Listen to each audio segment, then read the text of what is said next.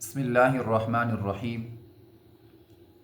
سلطان نور الدین زنگی رحمہ اللہ سلاطین اسلام میں کسی تعارف کے محتاج نہیں ہیں۔ آپ اپنے تقوی اور طہارت، خوف اور خشیت کے اندر ایک ممتاز مقام رکھتے ہیں۔ آپ کے ایک صاحبزادے اسماعیل نام کے تھے جو اپنے والد ہی کی طرح نیکی میں معروف تھے، بلکہ الملک الصالح کے نام سے مشہور ہو گئے تھے۔ ابھی اس صاحبزادے کی عمر صرف 19 برس کی تھی کہ مرض قولنج کا شکار ہو گئے۔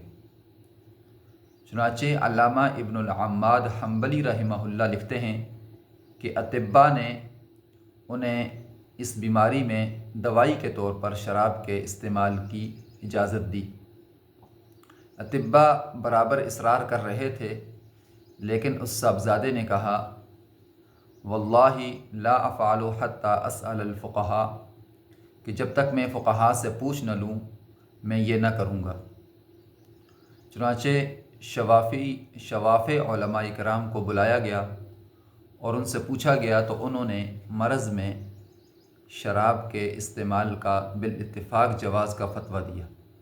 اس کے بعد علماء احناف میں سے علامہ علاء الدین کاسانی رحمہ اللہ سے پوچھا گیا تو انہوں نے بھی جواز کا فتویٰ دیا۔ یہ سن کر اس صاحبزادے نے سوال کیا کہ کیا اگر میری موت کا مقررہ وقت آ چکا ہے تو اس کے استعمال سے وہ ٹل جائے گی؟ جواب دیا گیا کہ نہیں۔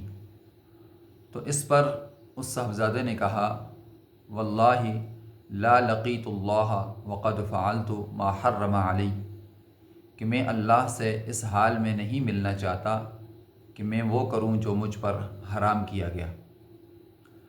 چنانچہ علامہ آگے تحریر فرماتے ہیں کہ قد مات ولم یشربہ رحمہ اللہ تعالی، کہ وہ فوت ہو گیا لیکن اس نے شراب کو دوائی کے طور پر بھی استعمال نہیں کیا۔